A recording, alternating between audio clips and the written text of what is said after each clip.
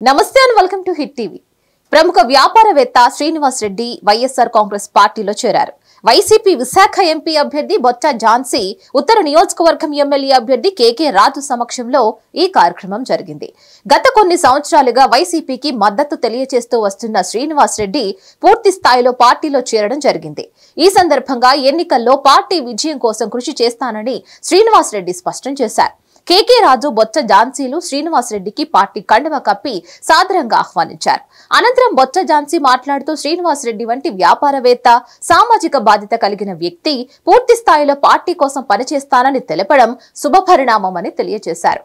రాబోయే రోజుల్లో వైసీపీ జెండా ఎగరవేయడం ఖాయమని ధీమా వ్యక్తం చేశారు. ఆమె మీడియా సోదరులకి, పత్రికా సోదరులకి అందరికి కూడా ముందుగా హృదయపూర్వకంగా నమస్కారాలు తెలియజేసుకుంటూ, ఈరోజు ప్రముఖ వ్యాపారి అట్లాగే సామాజిక బాధ్యతగా తీసుకునే అనేక కార్యక్రమాలు చేస్తున్న పెద్దలు, శ్రీ శివరామ స్వీట్స్, ఇంకా ఇతరత్ర అనేక సంస్థలు నడుపుతున్న పెద్దలు శ్రీనివాస్ రెడ్డి గారు, వారు ఈరోజు వైఎస్ఆర్సీపీలోకి రావటం, అంతేకాకుండా ఉన్నారు సపోర్ట్ మద్దతు ఇంకా మద్దతు తెలుపుతూ పార్టీలో పోటీ చేస్తున్న మాకు, ఎంపీగా కంటెస్ట్ చేస్తున్న నాకు, అట్లాగే నార్త్ నుంచి సోదరులు కేకే రాజు గారు మరి వైఎస్ఆర్సీపీ తరఫున పోటీ చేస్తున్నారు. ఇద్దరికి కూడా ఈరోజు మద్దతు తెలుపుతూ వారికి ఇక్కడ ఏర్పాటు చేసిన ఈ కార్యక్రమానికి ముందుగా వారికి ధన్యవాదాలు తెలియజేస్తూ, కార్యక్రమానికి పెద్దలు సోదరులు సురేష్ గారు, అలాగే రమణి, అలా అమ్మ పేరు మీ పేరు శాంతి గారు, అలాగే ఆనంద్ గారిని, ఈరోజు వెళ్తున్న పాలన ప్రజలు ప్రతి ఇంటికి కూడా ఇంటి ముంగటే పాలన అనే దాన్ని తీసుకురావటం అనేది భారతదేశ చరిత్రలో తొలి ముఖ్యమంత్రిగా ఈరోజు చేస్తున్నారు. మరి అంతేకాకుండా నిన్న మేనిఫెస్టో కూడా మొన్న రిలీజ్ అయింది. మేనిఫెస్టోలో కూడా ప్రధానంగా అన్ని అంశాలతో పాటు, నవరత్నాలలోని ఉండే అంశాలతో పాటు ప్రధానంగా ఇందులో ఉన్నది ఈవేళ పరిపాలనా రాజధానిని కూడా విశాఖపట్నం చేస్తూ ఉన్నది. నిజంగా ఈ ఉత్తరాంధ్రకే ఇది మనకి చాలా ముఖ్యమైనది. ఇక్కడ మన తాలూకా సెంటిమెంటు, మన తాలూకా వెనుకబడితనం పోవడానికి, మన తాలూకా మరి కుటుంబాలు ఈవేళ పిల్లల భవిష్యత్తు బాగుండడానికి, అంతేకాకుండా ఇది భారతదేశానికి ఒక ఫైనాన్షియల్ గ్రోత్ ఇంజన్గా ఈ విశాఖపట్నం అనే దాన్ని ఈవేళ ఈ ఆంధ్ర రాష్ట్రానికే కాక భారతదేశానికి కూడా వెల్దీ స్టేట్గా మరి ఇవ్వడానికి ఈరోజు అన్ని రకాలుగా ఉన్న విశాఖపట్నానికి విజన్ విశాఖ ద్వారా ఇప్పటికే 1,00,000 కోట్లతోని మరి అనేకమైనవి, అటు నిర్మాణాలు, రహదారులు అవనియండి, అట్లాగే పరిశ్రమల గురించి అవనియండి, టూరిజం గురించి అవనియండి, విద్య గురించి అవనియండి, అట్లాగే వైద్యం గురించి అవనియండి, వ్యవసాయం గురించి అవనియండి, అనేక రకాలైన దీనికి అనుబంధంగా ఉండే పాటు పట్టణ ప్రాంతాలు, సస్టైనబుల్ డెవలప్మెంట్ అవనియండి, ఇవన్నీ కూడా ఇందులో పొందుపరిచి ఇచ్చినవి ఉన్నాయి. దానిలో ప్రధానంగా మరి ఈరోజు చూసుకుంటే ఎడ్యుకేషను చాలా రిఫార్మ్స్ ఇచ్చి ఫ్లాగ్షిప్ ప్రోగ్రామ్గా ఎడ్యుకేషను, హెల్త్ తీసుకొని ఈరోజు చేయటం అనేది మరి రానున్న రోజుల్లోని ఈ రాష్ట్రానికే ఒక పెట్టుబడిగా ఈరోజు విద్య మీద పెట్టి పిల్లల భవిష్యత్తే రాష్ట్ర భవిష్యత్తు అని ఈరోజు తీర్చిదిద్దిన అటువంటి వారికి మరి మీ అందరికీ కోరుతున్నాను, స్థానికంగా ఉన్న ప్రతి ఒక్కరం కూడా, ఉత్తరాంధ్రలో ఉన్న ప్రతి ఒక్కరం కూడా, అందులోని విశాఖపట్నం సంబంధించి ప్రతి ఒక్కరం కూడా ఈ ప్రాంత అభివృద్ధి కాంక్షిస్తాం. ఈ ప్రాంత అభివృద్ధి కావాలి. ఏదైతే మనకి రాష్ట్ర విభజనప్పుడు శ్రీకృష్ణ కమిషన్ కూడా ఒక సూచన చేసింది, మళ్ళీ ఇలాంటి ఇబ్బందులు రాకూడదు, ఇట్లాంటి అసమాటికి తెర మీదకి రాకూడదు, ఆ విధమైనది మళ్ళీ పునరావృతం కాకూడదు అంటే ఖచ్చితంగా ఈరోజు డీసెంట్రలైజ్ చేయాలి.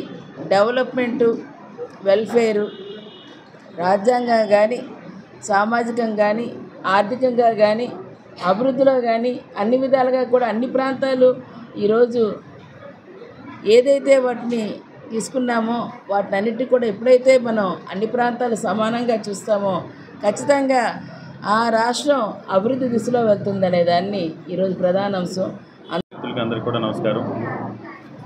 ఈరోజు విశాఖపట్నంలో ఎన్నో సంవత్సరాలుగా వ్యాపార రంగంలో ఉండి ముఖ్యంగా రియల్ ఎస్టేట్తో పాటు శివరామ స్వీట్స్ శ్రీనివాసరెడ్డి గారు అంటే మనందరికీ కూడా తెలిసింది. వ్యాపారమే కాదు, ఎందరికో సేవాభావంతో చేతినిచ్చి సేవాగుణంతో ఎందరికో అపన్నహస్తం అందించి వ్యక్తిత్వం ఉన్న మనిషి, సేవా తత్పరుడు. ఆయన ఈరోజు వైఎస్ఆర్ కాంగ్రెస్ పార్టీ విశాఖ పార్లమెంట్ అభ్యర్థిగా పోటీ చేస్తున్న సోదరి డాక్టర్ బొత్స ఝాన్సీ లక్ష్మి గారికి, విశాఖ ఉత్తర నియోజకవర్గ శాసనసభ్యర్థిగా పోటీ చేస్తున్న నాకు ఈరోజు ఆయన మద్దతు తెలిపి సంఘీభావం తెలిపి శ్రీనివాసరెడ్డి గారు కానీ శ్రీనివాసరెడ్డి గారి మిత్రులు, శ్రేయాభిలాషులు, బంధువులు, అదేవిధంగా గత ఆయన సేవాభావంతో చేసిన సేవలు పొందిన ఎందరో వందలాది కుటుంబాలు ఆయన తరపున అందరూ కూడా మా ఇద్దరికి కూడా మద్దతు తెలపడం కోసం ఈరోజు శ్రీనివాసరెడ్డి గారు మద్దతు తెలిపినందుకు ఆయన ఇంటికి ఈరోజు మేమందరం కూడా రావడం జరిగింది. తప్పకుండా, ఎందుకంటే శ్రీనివాసరెడ్డి అన్న మనస్తత్వం నాకు తెలుసు. నిర్మోహమాటంగా ఇక్కడ ఏది ఉంటే అక్కడ మాట్లాడేస్తుంటాడు. అది ఇక్కడ మనసులో ఉన్నది నాలుగు మీద ఉంటుంది. కాబట్టి చాలా మంచి వ్యక్తి. తప్పకుండా శ్రీనివాసరెడ్డి మాకు ఈరోజు మద్దతు తెలిపినంత శ్రీనివాసరెడ్డి అన్నకి ధన్యవాదాలు తెలియజేసుకుంటున్నాం. మీరందరూ ఏ ఉద్దేశంతో అయితే ఈరోజు ఇందాక ఆయన చెప్పింది కూడా 100% కరెక్ట్. ఇప్పటివరకు ఎంపీలు అంటే ఎప్పుడో చుట్టం చూపుగా ఏదన్నా సంక్రాంతి సంబరాలు జరిగితేనో, ఉగాది సంబరాలు జరిగితేనో, లేకపోతే దీపావళి సంబరాలు జరిగితేనో వచ్చిపోతూ ఉండే ఎంపీలని 40 సంవత్సరాల నుంచి విశాఖపట్నంలో మనం చూస్తూ ఉన్నాం. ఈ ప్రాంత సాంప్రదాయాలు ఏంటి, ఈ ప్రాంతంలో ఉన్న వ్యక్తుల మనోభావాలు ఏంటి, స్వభావం ఏ విధంగా ఉంటుంది, ఈ ప్రాంతం తాలూకా మనుషుల యొక్క స్వభావం ఏ విధంగా ఉంటుంది, ఈ ప్రాంతంలో ఎలాంటి సమస్యలు ఉన్నాయి, ఉత్తరాంధ్ర ప్రాంతంలో ఎలాంటి సమస్యలు ఉన్నాయి, ఆ సమస్యలకి మూలాలు ఏంటి, ఆ సమస్యల్ని మనం ఏ రకంగా పరిష్కరించవచ్చు, ఆ సమస్యలకు ఏ రకంగా శాశ్వత పరిష్కారం చూపించవచ్చు అని పూర్తిగా అవగాహన ఉన్న విద్యావంతురాలు. అన్నిటికంటే కూడా ముఖ్యంగా ఒకసారి జిల్లా పరిషత్ చైర్మన్గా, 2 సార్లు, ఒకసారి బొబ్బిలి పార్లమెంట్ సభ్యురాలుగా, ఒకసారి విజయనగరం పార్లమెంట్ సభ్యురాలుగా పనిచేసిన అనుభవం.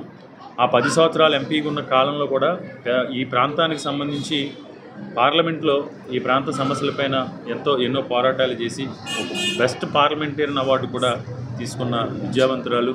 ఈరోజు భక్తురాలుగా అందరికీ కూడా ఈరోజు మన ముందుకు రావటం చాలా శుభపరిణామం విశాఖపట్నం పార్లమెంట్కి సంబంధించి. ఎందుకంటే ఈరోజు జగన్మోహన్ రెడ్డి గారు విశాఖపట్నాన్ని కూడా పరిపాలనా రాజధాని కూడా ప్రతిపాదించడం జరిగింది. పరిపాలనా రాజధానిగా ప్రతిపాదించిన ఇలాంటి క్లిష్ట పరిస్థితుల్లో, కీలక సమయంలో ఇక్కడ జరుగుతున్న కుతంత్రాలని కూడా, ఎందుకంటే తిప్పికొట్టడానికి స్థానికులు పార్లమెంటు సభ్యులుగా ఉంటేనే నిజాయితీగా, నిబద్ధతతో ఈ ప్రాంతం యొక్క బాణిని కూడా ఈ దేశానికి, కేంద్ర ప్రభుత్వానికి తెలియజేయడానికి ఆస్కారం ఉంటుంది. బయట నుంచి అక్కడి నుంచో వలస వచ్చిన వాళ్ళైతే ఇక్కడ ఎలాంటి ఎమోషన్స్ ఉండవు, వాళ్ళకి ఎలాంటి బంధాలు కూడా ఉండవు, ప్రేమలు కూడా ఉండవు. ఈ ప్రాంతం అభివృద్ధి చెందాలని కాంక్ష ఉండదు. ఎందుకంటే వాళ్ళ భూములు ఎక్కడ ఉన్నాయో, వాళ్ళ ప్రాంతాలు ఎక్కడ ఉన్నాయో అవే అభివృద్ధి చెందాలని కోరుకుంటారు తప్ప ఈ ప్రాంతం అభివృద్ధి చెందాలని కోరుకోరు. తెన్నేటి విశ్వనాథం గారి తర్వాత ఇవినే. ఎందుకంటే మనం చూసుకుంటే, గతం చూసుకుంటే 1995 నుంచి 2004 వరకు చంద్రబాబు నాయుడు ముఖ్యమంత్రిగా ఉన్నప్పుడు ఫిల్మ్ ఇండస్ట్రీలో పెద్దలు కావచ్చు, కొంతమంది చంద్రబాబు నాయుడు బినామీలు కావచ్చు, చంద్రబాబు నాయుడు పార్ట్నర్స్ కావచ్చు, లేకపోతే ఫ్యామిలీ మెంబర్స్ కావచ్చు, వాళ్ళు కొనుక్కున్న లక్షలాది ఎకరాలు హైదరాబాద్లో ఉన్న భూములు విలువే పెంపే లక్ష్యంగా 95 నుంచి 2004 వరకు 9 సంవత్సరాలు హైదరాబాద్ అని పేరు చెప్పి మన ప్రాంతానికి తీరని ద్రోహం, అన్యాయం చేయడం జరిగింది. రాజశేఖర రెడ్డి గారి దయతో, రాజశేఖర రెడ్డి గారు ముఖ్యమంత్రి అయిన తర్వాత మన పెద్దలు ఆనాడు బొత్స సత్యనారాయణ గారు వీళ్ళందరూ కూడా కీలక భూమికి పోషించారు. బొత్స సత్యనారాయణ గారు, ధర్మాన ప్రసాదరావు గారు, మన ఝాన్సీ లక్ష్మి గారు, ఈ ప్రాంతంలో ఉన్న ఎందరో ప్రముఖులు ఈ ప్రాంతం పైన రాజశేఖర రెడ్డి గారి ఆధ్వర్యంలో ఈ ప్రాంతానికి పెట్టుబడులు తీసుకొచ్చి ఈ ప్రాంతంలో ఉన్న నిరుద్యోగ యువతకి ఉపాధి ఉద్యోగ అవకాశాలు కల్పించి ఈ ప్రాంత అభివృద్ధికి బంగారు బాటలు వేశారు. దురదృష్టం, రాజశేఖర రెడ్డి గారు చనిపోవటం, రాష్ట్రం విడిపోవటం, తదనంతర పరిణామాలు. మళ్ళీ అగైన్ 2014లో మళ్ళీ చంద్రబాబు నాయుడు, బీజేపీ, ఈ కూటమి మళ్ళీ అధికారంలోకి వచ్చిన తర్వాత 1995 నుంచి 2004 వరకు ఏ విధంగా అయితే హైదరాబాద్ అని ఉత్తరాంధ్ర ప్రాంతానికి అన్యాయం చేశారో అదే రిపీట్ 2014 నుంచి 2019 వరకు అదే ఖమ్మంపాటి రామ్మోహన్ రావు, అదే గడిగిపాటి రామ్మోహన్ రావు, అదే వ్యాపారస్తులందరూ కూడా ఈరోజు వైఎస్ఆర్ కాంగ్రెస్ పార్టీకి అండగా నిలబడి తద్వారా తమ వ్యాపారాలని ప్రాంత అభివృద్ధికి దోహదపడాలని విజ్ఞప్తి చేస్తూ మళ్ళీ మీడియా మంత్రుల ద్వారా అందరినీ విజ్ఞప్తి చేసేది మీ అమూల్యమైన అతి పవిత్రమైన ఓటు ముద్రను ఎంపీ అభ్యర్థిగా పోటీ చేస్తున్న డాక్టర్ బొత్స ఝాన్సీ లక్ష్మి గారికి విశాఖ ఉత్తర నియోజకవర్గ శాసనసభ్య అభ్యర్థిగా పోటీ చేస్తున్న నాకు వేసి మీరు ఆశీర్వదించాలని అభ్యర్థిస్తున్నారు. సుజనా చౌదరి, అదే మురళీమోహన్, అదే అశ్విని దత్తు, అదే రాఘవేంద్రరావు, మళ్ళీ ఇదే బ్యాచ్ మళ్ళీ అమరావతి ప్రాంతంలో భూములపై పెట్టుబడులు పెట్టారు. మళ్ళీ అప్పుడు హైదరాబాద్లో వాళ్ళ భూములు విలువ పెంపుకోవటం, ఉత్తరాంధ్రాకి ద్రోహం చేసి హైదరాబాద్ అన్నారు 9 సంవత్సరాలు.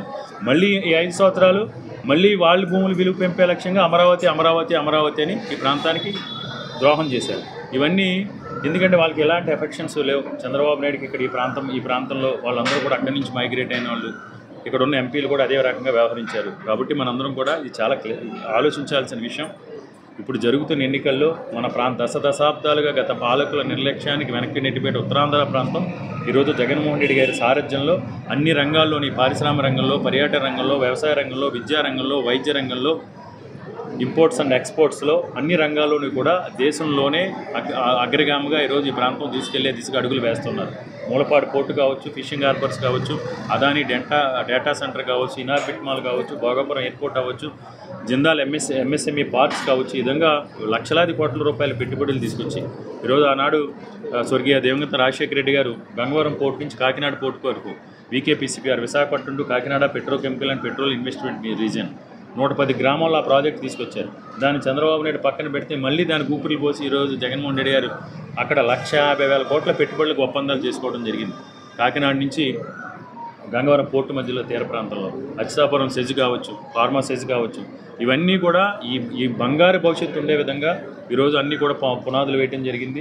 ఈ గడిచిన 5 సంవత్సరాల్లో 2 సంవత్సరాలు కరోనా ఇబ్బంది పడ్డాయి, ఈ 3 సంవత్సరాల కాలం ఉన్నాయి. కాబట్టి మనందరం కూడా ఆలోచన చేయాలి. మీడియా మిత్రుల ద్వారా ముఖ్యంగా ఉత్తరాంధ్ర ప్రాంత వాసులందరూ కూడా ఒకసారి ఆలోచన చేయండి.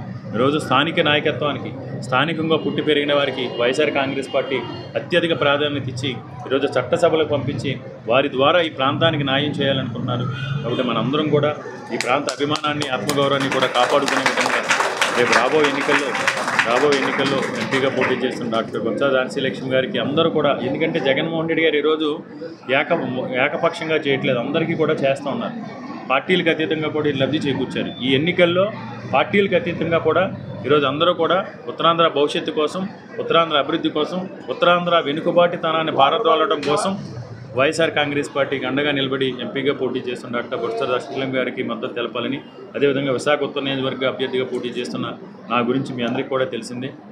ఈరోజు పదవి లేకపోయినా ఈరోజు జగన్మోహన్ రెడ్డి గారి ఆశీస్సులతో 5 సంవత్సరాలు కూడా అందుబాటులో ఉండి ఈ నియోజకవర్గానికి 1,450 కోట్ల రూపాయలు పెట్టుబడులు తీసుకొచ్చాం. 7 హాస్పిటల్స్ నిర్మాణం చేసాం, 50 కమ్యూనిటీ హాల్స్ నిర్మాణం చేసాం, అన్ని స్కూల్స్ని అభివృద్ధి చేసాం, 4 స్కూల్స్ని స్మార్ట్ సిటీ స్కూల్గా చేసాం. 2004 మాస్టర్ ప్లాన్ ప్రకారం పెండింగ్ ఉండిపోయిన 6 రోడ్లని 2004 నుంచి, అంటే 20 సంవత్సరాల సమస్యని రోడ్స్ అన్నీ కూడా వైడెన్ చేసాం, సివిక్ కమ్యూనిటీస్ కల్పించాం. అన్నిటికంటే కూడా ముఖ్యంగా పవర్కి సంబంధించి పవర్కి నాకు తెలిసి మా నియోజకవర్గంలో అధ్యయనం చేయించాం. పవర్ ఎంత కన్జంప్షన్ అవుతుంది, ఎంత ఏ కెపాసిటీ ట్రాన్స్ఫార్మర్స్ ఉన్నాయి, ఏ కెపాసిటీ సబ్ స్టేషన్స్ ఉన్నాయి, ఎందుకు పవర్ ఇంటరప్షన్ వస్తుందన్న సర్వే చేయించి అధికారులకు నివేదిక ఇచ్చి 123 కోట్ల రూపాయలతో నిధులు వెచ్చించి ఈ నియోజకవర్గంలో క్వాలిటీ ఆఫ్ పవర్ తీసుకొచ్చాం.